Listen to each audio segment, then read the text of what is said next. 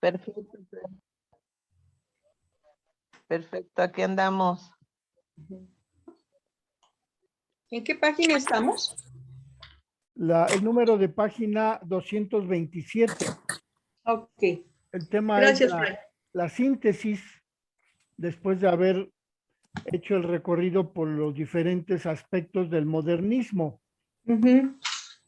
Y vamos a comenzar en el nombre del Padre, del Hijo y del Espíritu Santo. Amén. Dios te salve María, llena de gracia, el Señor está contigo. Bendita tú entre las mujeres, bendito es el fruto de tu vientre, Jesús. Santa María, Madre de Dios, ruega, Señora, por nosotros pecadores, ahora y en la hora de nuestra muerte. Amén. María, Madre de gracia, Madre de misericordia. En la vida y en la muerte, para nuestro gran Señor.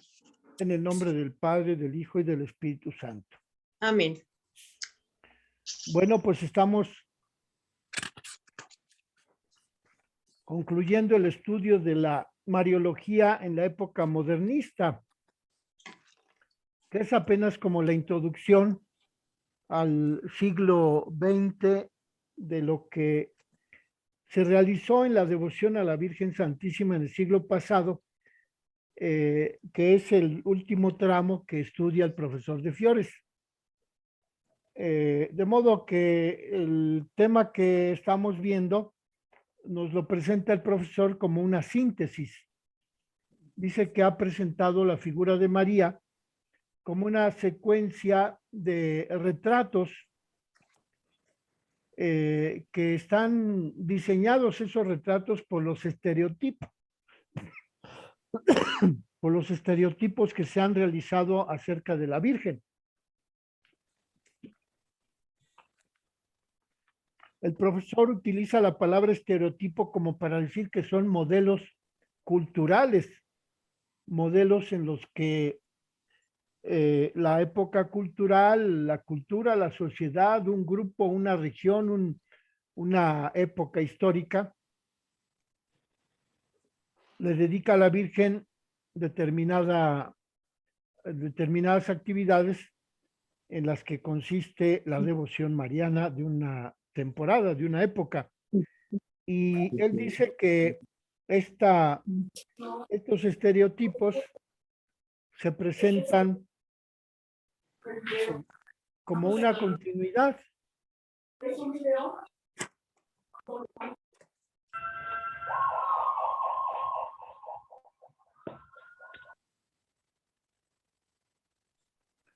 Se presentan como una continuidad en la sucesión de las épocas en las que se van produciendo modelos de las distintas fases culturales de la modernidad. Y él nos ha hablado de la modernidad renacentista, de la modernidad luterana, de la modernidad protestante, de la modernidad barroca, de la modernidad ilustracionista, de la modernidad romántica y humanista. Y la base común de todas estas modernidades es que en María se encuentra la afirmación de su personalidad propia. En todos estos modelos culturales se afirma la personalidad de la Virgen como una personalidad autónoma, con una coherencia interna de todos los rasgos de su personalidad, de su dignidad y de su presencia activa en la comunidad. Todo esto está implicado en los paradigmas que ha explicado el profesor de Fiores como resultado de su investigación en la modernidad que se refiere a la Virgen Santísima. Y dice él que la diferencia entre todos esos paradigmas o estereotipos o modelos culturales, la diferencia está en la insistencia, en la calidad y en el mayor o menor grado de la calidad de la devoción a la Virgen María.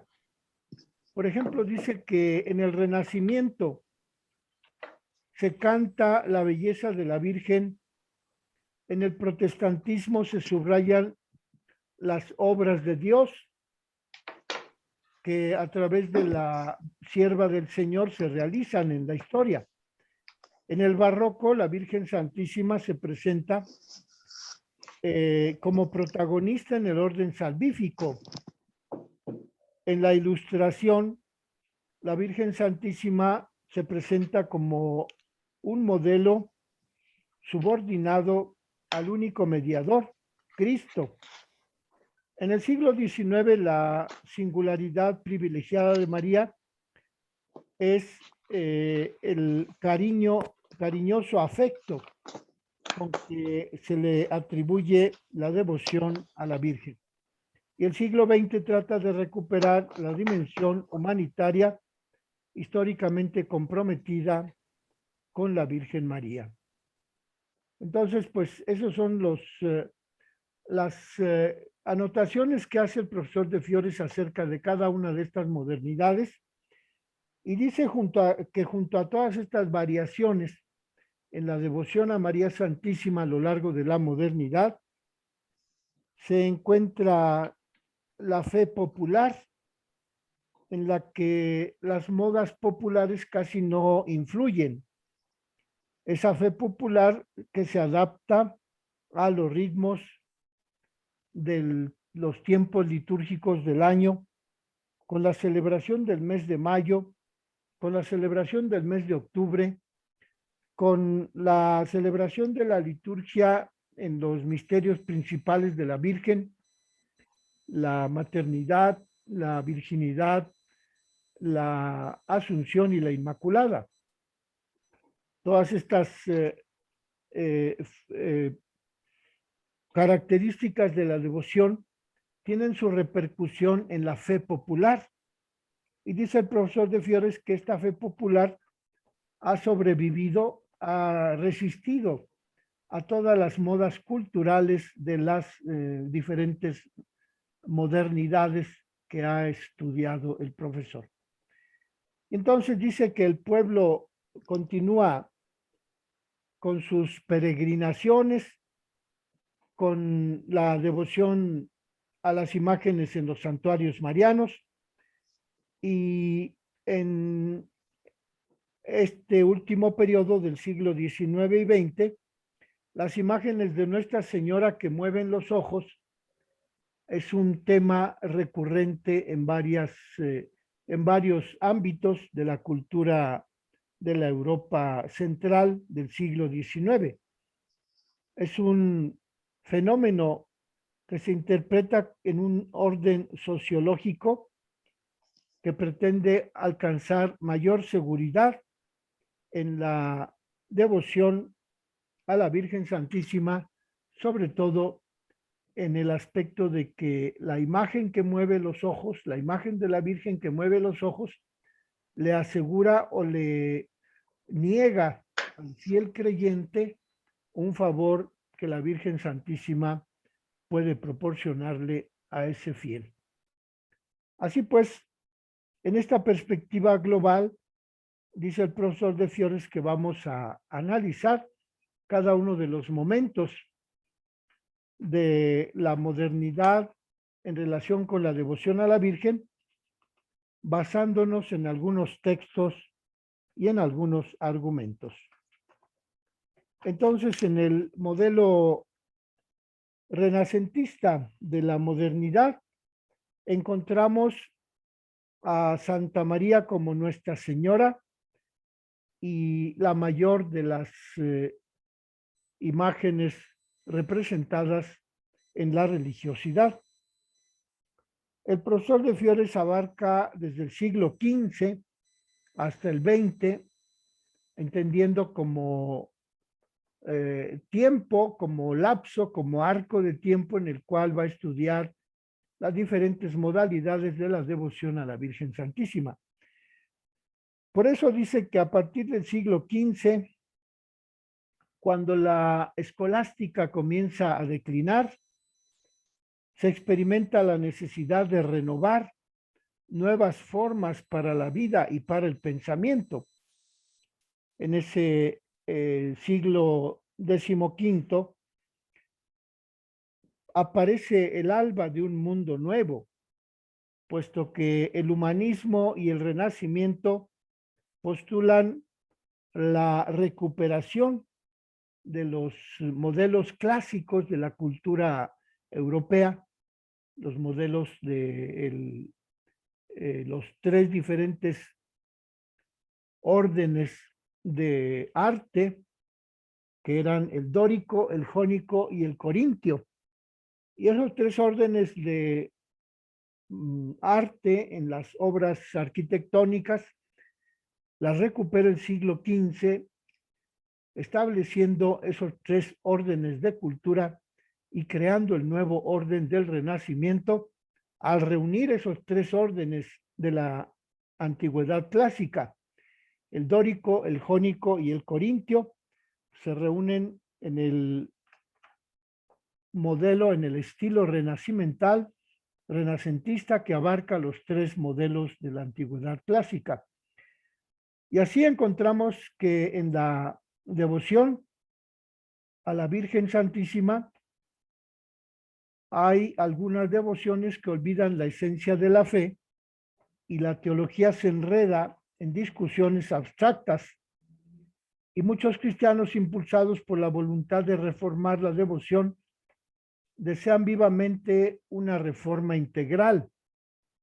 El hombre debe adherirse sobre todo a lo que dice el Espíritu Santo y no tanto a lo que dicen las modas filosóficas o teológicas de la cultura europea. Y el programa renovador, dice el profesor de Fiores, que surge después de la Edad Media, después del Renacimiento, alcanza su nivel más alto con Erasmo de Rotterdam, que es el típico representante del humanismo cristiano.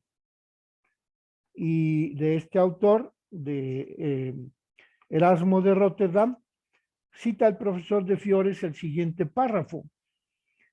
Dice que la filosofía de la época de Erasmo de Rotterdam está situada en los afectos, es decir, más en el sentimiento que en el pensamiento.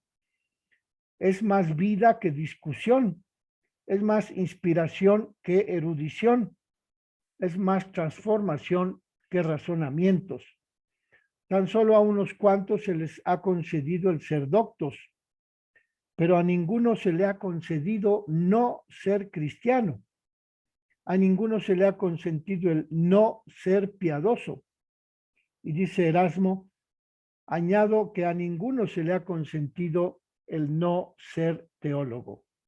Esto lo dice Erasmo de Rotterdam allá por el siglo XIV, cuando comienza la época del Renacimiento, puesto que es un argumento que el profesor de Fiores aduce como ejemplo de la firmeza de la devoción, de la firmeza de la fe en la Virgen Santísima, independientemente de los silogismos, de las discusiones, de los racionamientos, puesto que dice que a unos cuantos se les ha concedido el ser doctos, pero a ninguno se le ha concedido no ser cristiano, a ninguno se le ha consentido no ser piadoso, a ninguno se le ha concedido el no ser teólogo. Es decir, que Erasmo de Rotterdam defiende sobre todo el sentimiento, la devoción a la Virgen, la expresión de las devociones populares por sobre los razonamientos. Y dice que en ese origen del movimiento que está describiendo, que se refiere propiamente al Renacimiento, además de ese pensador que fue Erasmo de Rotterdam, quien pone por encima del razonamiento la devoción, el afecto, el cariño, habla también de Francisco Petrarca, que fue uno de los impulsores del arte del Renacimiento. Se le conoce como uno de los que ponían dinero para que se cultivaran todas las artes. Era uno de los mecenas, así se les llamaba a los hombres que disponían sus bienes para que se desarrollara el arte en esa vertiente que llamamos Renacimiento. Dice el profesor de Fiores que Francisco Petrarca, que muere hacia el 1374, es decir, en el siglo XIV, aparece el amor a la antigüedad romana y con su búsqueda de redescubrir los autores clásicos de la cultura latina y de la griega. De ellos, de esos autores clásicos griegos y latinos, brota la excelencia y la dignidad del hombre. Mientras que acerca de la Edad Media, el Petrarca, Francesco Petrarca, escribe sobre la miseria del hombre y sobre el desprecio del mundo, como un aporte a la descripción de la decadencia a la que la cultura medieval había llegado al final de su ciclo, hacia el siglo XIV. Y también con el otro autor que propone el profesor de Fiores, que se llama Giannozzo Manetti. Dice que Giannozzo Manetti es otro autor de la época del Renacimiento que compone una obra llamada Sobre la dignidad y la excelencia del hombre. A esta obra de Giannozzo Manetti sigue la otra obra de Pico della Mirandola, que se llama Discurso sobre la dignidad del hombre. Y entonces vemos cómo acerca de la decadencia de la Edad Media, escribe Petrarca sobre la miseria del hombre y sobre el desprecio del mundo. En cambio, los dos autores que se identifican más con el Renacimiento, Giannozzo Manetti y Pico della Mirandola, escriben acerca de la dignidad y la excelencia del hombre, del discurso acerca de la dignidad del ser humano. Entonces vemos que hay un cambio importante en la apreciación del ser humano, que es el tránsito entre lo que se consideraba como de mayor atención al final de la época medieval, que era la miseria y que era el desprecio del mundo, y en cambio en el Renacimiento comienza el hombre, los intelectuales, los hombres más influyentes, hablan sobre la dignidad, sobre la excelencia del hombre, como son Giannozzo Manetti y Pico della Mirandola. Pero tanto los que se refieren a la decadencia de la Edad Media como los que se refieren al auge de la cultura renacentista, hay una identidad en considerar al hombre como el centro del universo. El hombre es el microcosmos. El hombre es reflejo de Dios. Y a los ensayos, a las obras de literatura que escribieron estos hombres, Pico della Mirandola y Giannozzo Manetti, siguen otros ensayos a favor de la dignidad de la mujer, como es el caso de Flavio Capra, quien publica acerca de la excelencia de la dignidad de las mujeres, y Cristofano Bronzini escribe acerca de la dignidad y nobleza de las mujeres. Ludovico Domenici escribe una obra sobre la nobleza de las mujeres. Estas tres obras acerca de la nobleza de las mujeres se escriben aproximadamente en la primera mitad del siglo XVI, entre 1525 y 1549. Y así tenemos este auge de la producción literaria sobre la mujer, que comienza con el auge del Renacimiento y que supera la decadencia de la última etapa de la Edad Media. Francesco Petrarca también postula la superioridad de Platón y Aristóteles, que son los filósofos de la antigüedad griega, que recuperan su vigor con el Renacimiento. Así como en el ámbito del arte se recuperan los tres órdenes, el dórico, el jónico y el corintio, y con el Renacimiento hasta el siglo XIV se propone la nueva síntesis en uniendo esos tres órdenes, dórico, jónico y corinto, se reúnen en el nuevo estilo que es el Renacimiento. Así también en el ámbito de las ideas se propone una renovación de la filosofía de Platón y Aristóteles, en donde las orientaciones de Platón se yuxtaponen a las afirmaciones del cristianismo y se añade algún ingrediente místico o mágico. Así, el autor Ficino en Europa se convierte en uno de los maestros de la conciencia moderna de la época del Renacimiento, gracias a esa superposición de lo religioso sobre lo filosófico y de lo místico y mágico sobre la filosofía de la época antigua.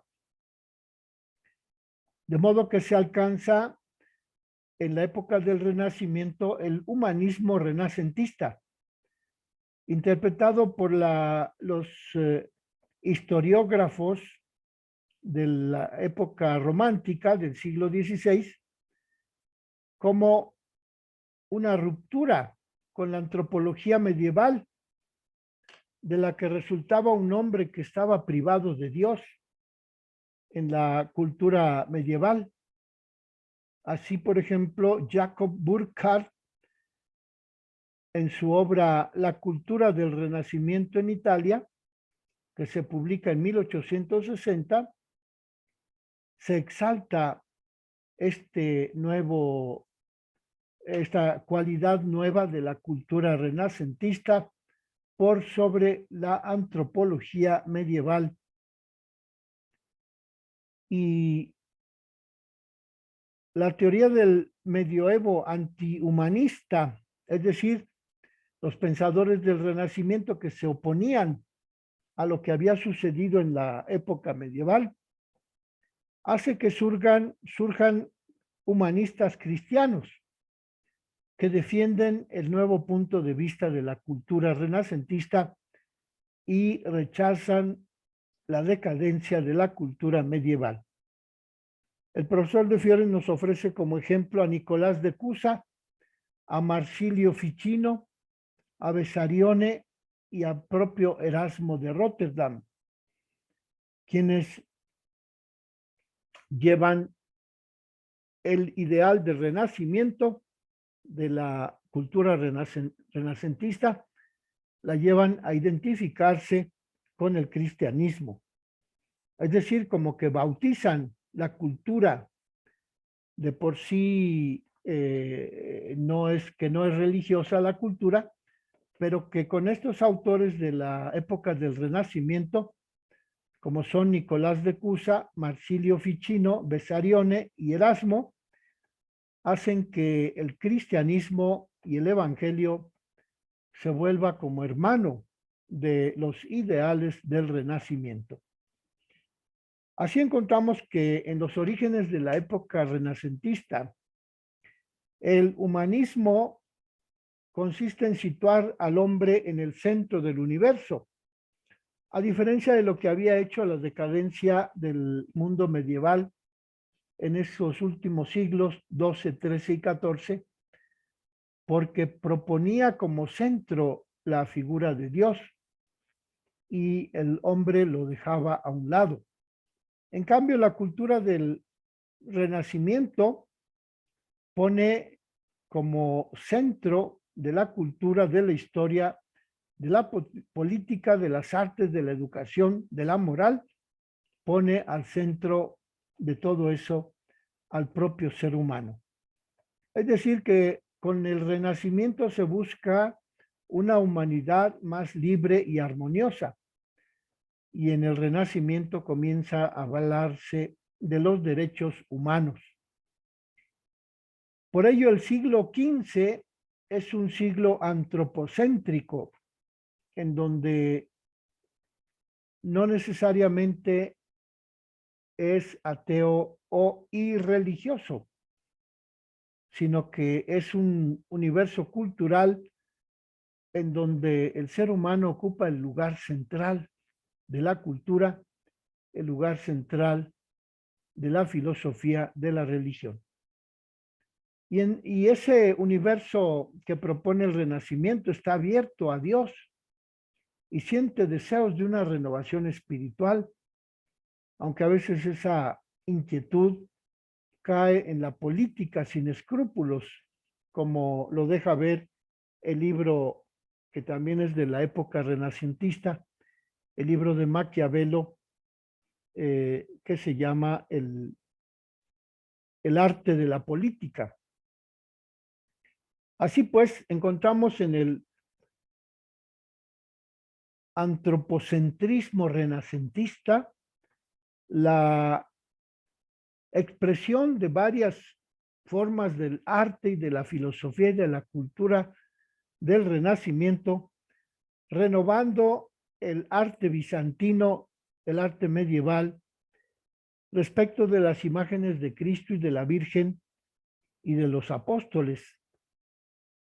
En el Renacimiento, Cristo y la Virgen descienden a la tierra y su fisonomía se ajusta a los cánones de la figura de Jesús.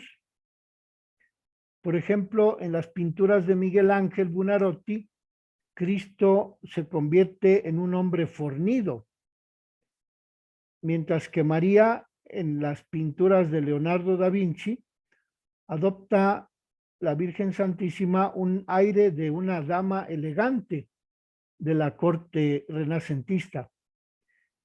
Esta iconografía de la época del Renacimiento es característica de los pintores de Florencia del siglo XV, quienes confieren a las imágenes de la Virgen los rasgos de una dama aristocrática que sostiene en brazos al niño, pero que guarda muy bien, pero se guarda muy bien de amamantarlo, dada la costumbre de las mujeres nobles de confiar los niños, los hijos, a las nodrizas.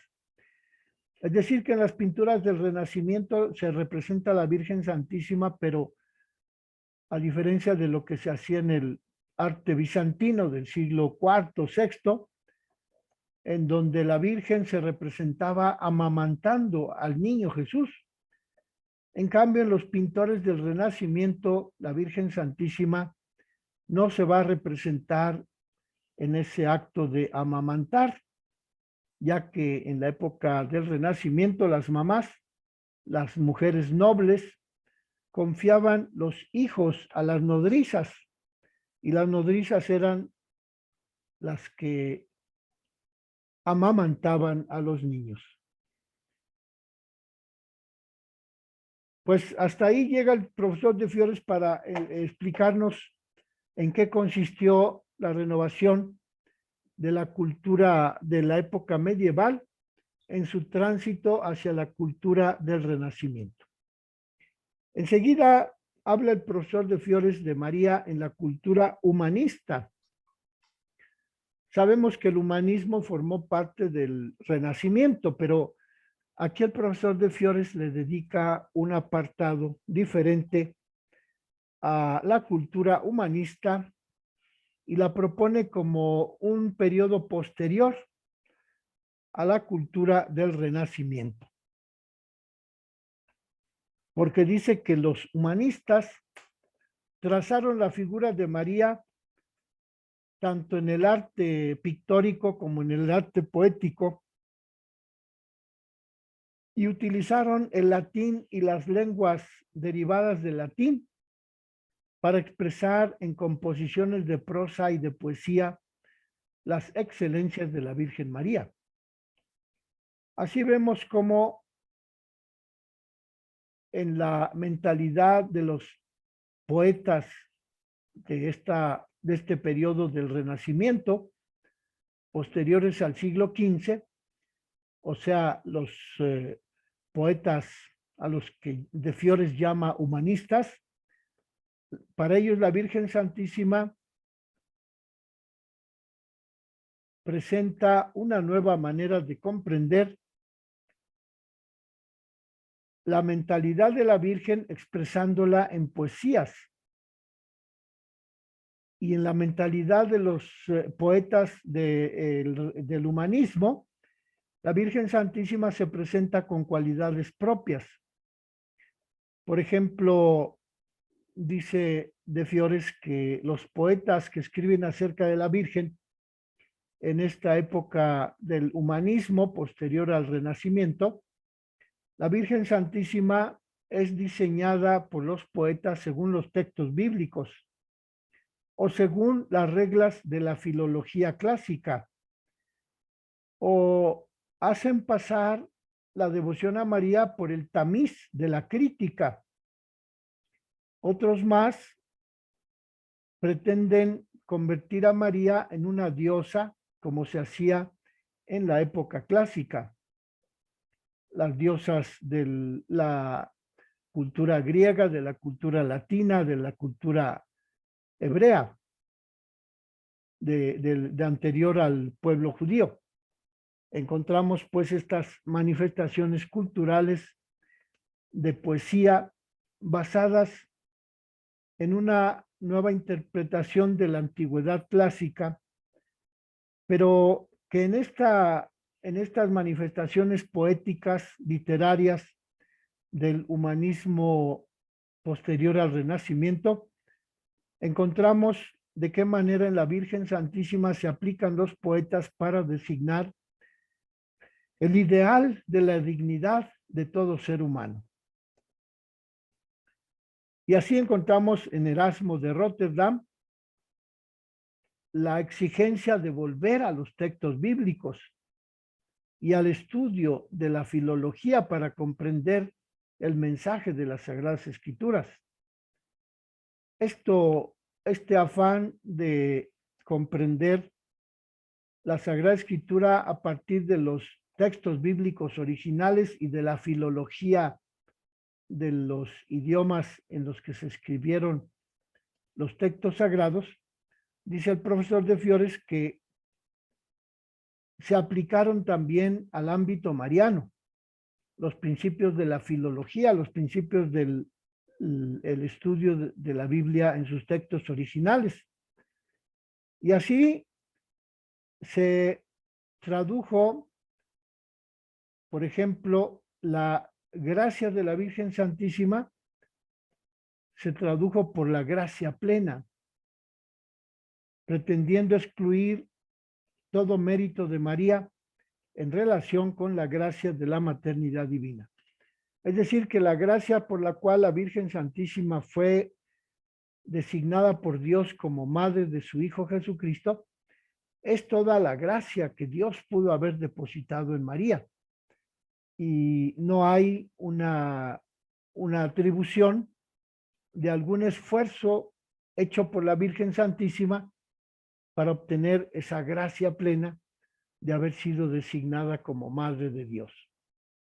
Es decir, que se aplica la crítica filológica de los textos sagrados a las expresiones literarias, poéticas de la devoción a María Santísima como una manera de expresar este nuevo modo de ver las cosas, esta nueva devoción a la Virgen Santísima en la época humanista posterior a la época del Renacimiento. Y trae enseguida el profesor de Fiores un apartado acerca de la renovación, de la purificación del culto mariano a partir de los textos de Erasmo de Rotterdam.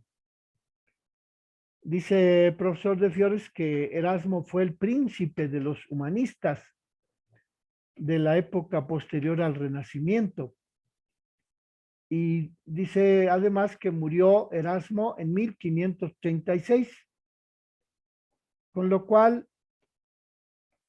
Erasmo de Rotterdam se propone como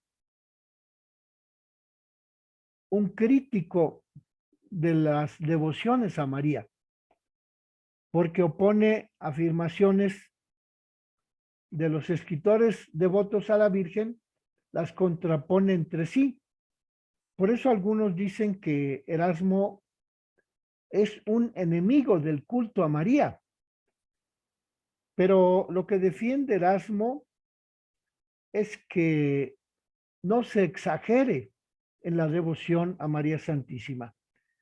Y Erasmo procura evitar las desviaciones en la expresión del culto a la Virgen, en la expresión de las devociones marianas.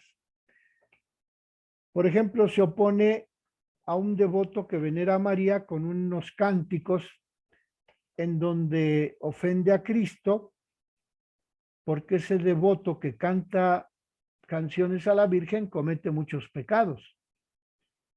Entonces, pues Erasmo de Rotterdam critica esa posición de los cristianos que proclaman la santidad de la Virgen, pero que con su vida niegan la fe cristiana, la devoción, la fe en Jesucristo, puesto que actúan en contra de los mandamientos de Cristo.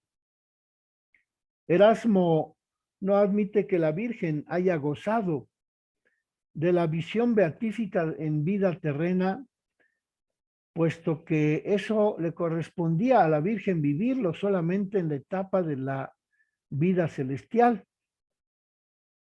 Entonces Erasmo se propone romper con las exageraciones que hacían ver a la Virgen Santísima en la tierra como una figura de la Virgen que ya vivía la vida divina del cielo. Es decir, es un crítico, Erasmo de Rotterdam, es un crítico de las devociones marianas porque pretende que los textos bíblicos se interpreten adecuadamente y que no se exagere en la devoción a María Santísima, porque pues él en primer lugar se propone como paladín, como príncipe, como el más conspicuo de los pensadores de la época del posterior al Renacimiento, a la que de Fiores llama época humanista, y que consiste en eso, en hacer una crítica de las devociones populares que exageraban las cualidades de María Santísima. Entonces, pues, dice el profesor que María Santísima no podía seguir haciendo que su Hijo Jesucristo siguiera obedeciéndolo en la vida eterna, como se supone que ya había hecho en la vida terrena. Es decir, es crítico de las devociones marianas, pero crítico desde esa postura de